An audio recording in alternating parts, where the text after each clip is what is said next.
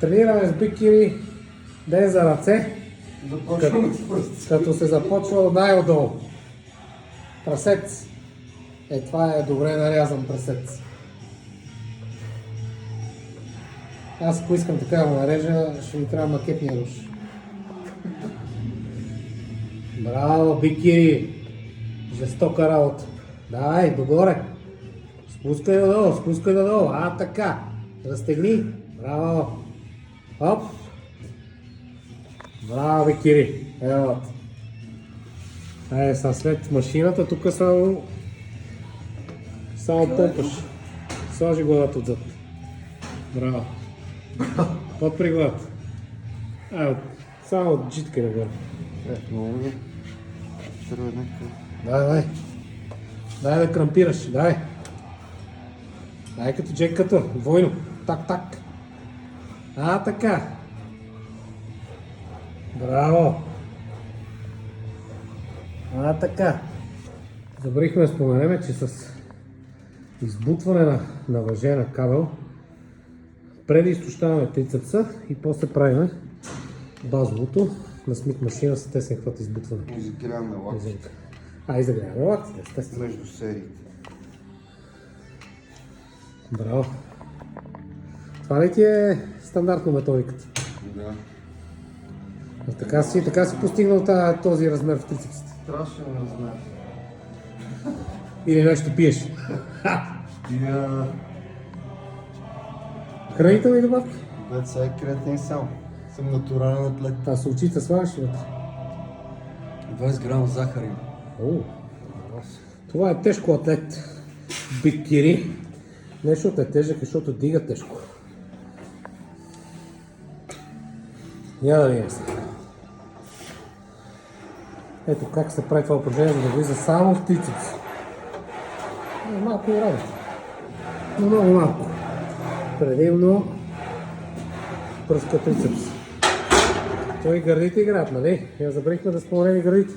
Гърдите не го усещам аз. Как вече се напомпаха? Да. Виж, че вече си с едни гърди пред Арни. Къде беше наши човек? Ето го. Я. С едни гърди. Още ли бе? Още малко. Бикини не се спира, момче. Ще ни стигнат и тези. Креатинче на Беверли. Така. Не взимаш? Ще взимаме и аз. Явно там е тайната. Предизтощаваме тук. Избутваме за трицепс на скипец. С някаква по-изджиджена ръкохватка. За да е по-интересно за гледане. Разширил си гърба, не мога да те хвана. За по-интересно хоп настрани, хоп надолу.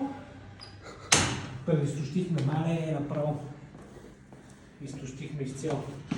И хлягаме на тежкото упражнение, където не само трицепс, но ударяме и предно рамо, лакти, може и китки.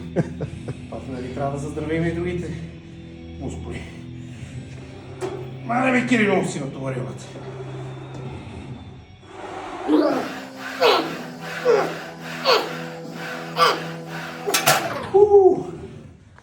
Вече за финал.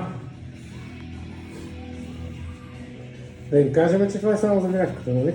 Да, Защото си помисля, че тези ръце си ги направил с тези тежести, а ние знаем, че реалността е съвсем друга. Е така? Да, но трябва да се пак. Ще я разкажеш ли с каква цел го правиш това? Загряване? Загряване? Да. Помпване. Малко да вкараш кръв. А целиш ли да изтощиш мускула тук? Не. Не. Това не ме изтощаване. Ами като твоето не ме изтощаване. Като гледам това пак си помпа и пак гърдите се помпа. Какво става, бе, Кири, викаш те? Иска да навакса, викаш. Абсолютно. Добре си. Бикери, пак те фащаме да помпаш леки такива. Какво става? Цялата тренировка, че избуташ тези леките тежести. Това е. Аз съм чул, че те малките дъмбели били за момичетата. И за възрастните хора, такива като мен. Викаш, почваш с тях и свършваш с тях. Не, свършваме с по-тежки. Това е малко като с памперса. Същото и в железния живот. Почва с леките дъмбели и свършва с тях. Почваш млад, завършваш стар. Аз не знам ти да си много възрастен. Наверно си е така много в разцвета на силите си. Да. Изпират всеки билет. Бех на твоите години, когато бех в разцвета си. Браво, браво. Харесва ми какви ръце правиш с това гигантския дъмбел. Но на друга да трябва да покарам. Скажи малко сега, как нещо за препарати, нещо това ще ми скажеш? Не, аз съм натурален. Развива ли викаш? Само креатини. Как се правиха големите ръце нещо? С останал човека, Не. няколко капчета. Ръцете с две упражнения, две серии след гръб. Там и беше. Така ли? Да. Значи ефектът оттам или? Супер тежко гръб, когато се сетиш. Мъртви тяги, чукове, глупости, гребане. И накрая само две серии за бицепс. И така ми поръснаха ръцете. А трицепса? Не бе, говоря за бицепс. А за трицепса? Си спомням после тренирах. Беше много отдавна, преди 20 години.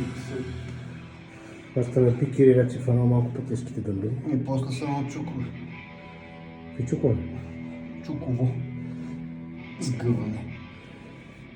Ето и това е китката това начина. Разгъване за бицепс, а? Това ли точно? Да. Това ми товари точно е тук, където не трябва.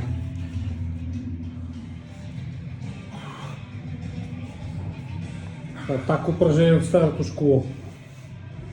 Руското школо.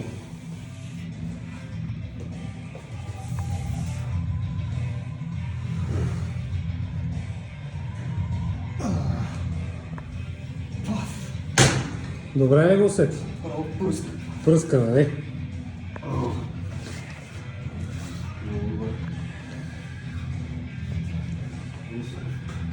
Това е един перничанин го измислил. Да знаеш. Сайко Перник или още известен като Хипер Перник. Това се казва тренировка по шопски. Знаеш какво ти пише на потника? Bodybuilding, получай. Истинското. Old school. Я видим сега, какво му харесва толкова да прави.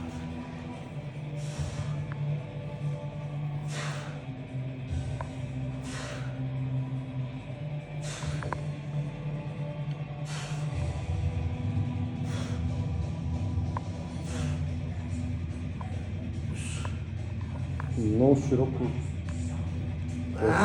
Не, по-добре така. Това е малко по-тесно да влезе в трицепс. То пак влиза в трицепса. Не знам.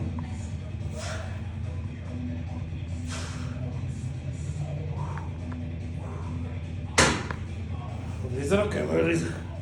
Следващото упражнение. След това общаниците няма така. Сега ние ще правим с трионката. Почваме от тук.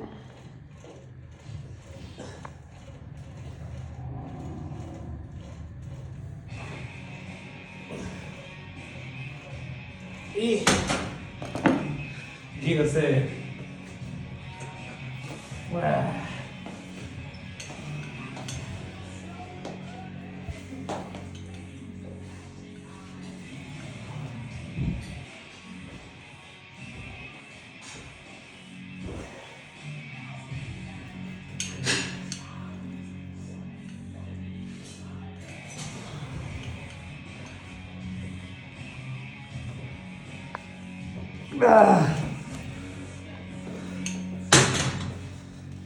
Ти си.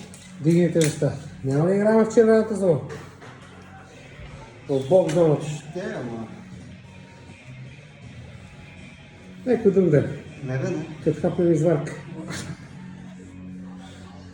Хоп, дай. Това е.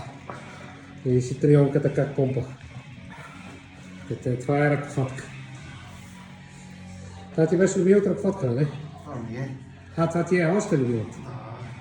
Това е приказка, мъжка. За те, които дигат. Както трябва.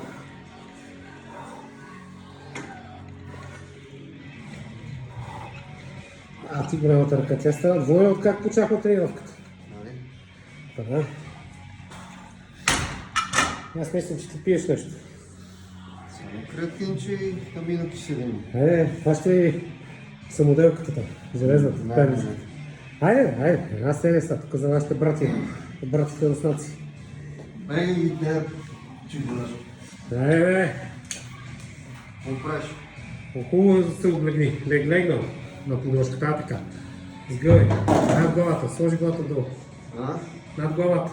Така. Легни ме, облегни се. Така? Давай. Легни на тази ръкофатка. Дай краката назад, бе, човек. Това е шантово, момче. Дай краката назад. Назад, бе, човек, облегни се на нагалката. Така ми е удобно, бе. То трябва да стане неудобно, за да пораснеш още. Значи без за лошите, гледайте си смело отзад. Браво, май, това е. Голем бицепс, разтегни.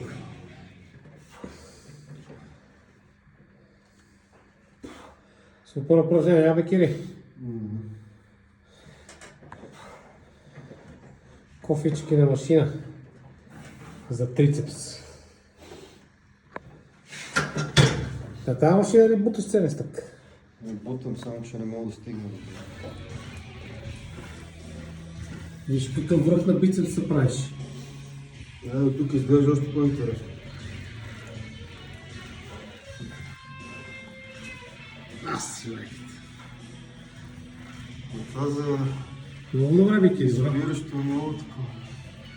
Хубаво да ти легне трицепса, много добре, легна добре. Много добре. Ти ги редуваш, аз не мисля, че двете време да ще направиш. Точка долу яйци. С тази ръка не мога вече да така. Обаче, знаеш как добре да спъваш, браво. Да спани, хубаво, жестоко. Браво. Това ти играта. Браво, бе, Кири. Браво. Жестока работа.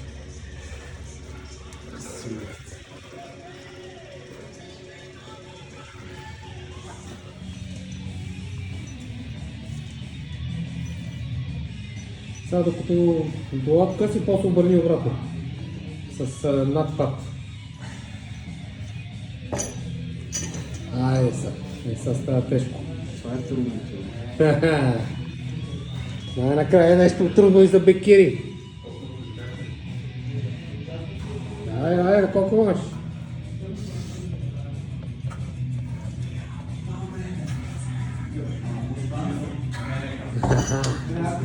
Пари ли? Те така се яде след тренировка, особено за ръце.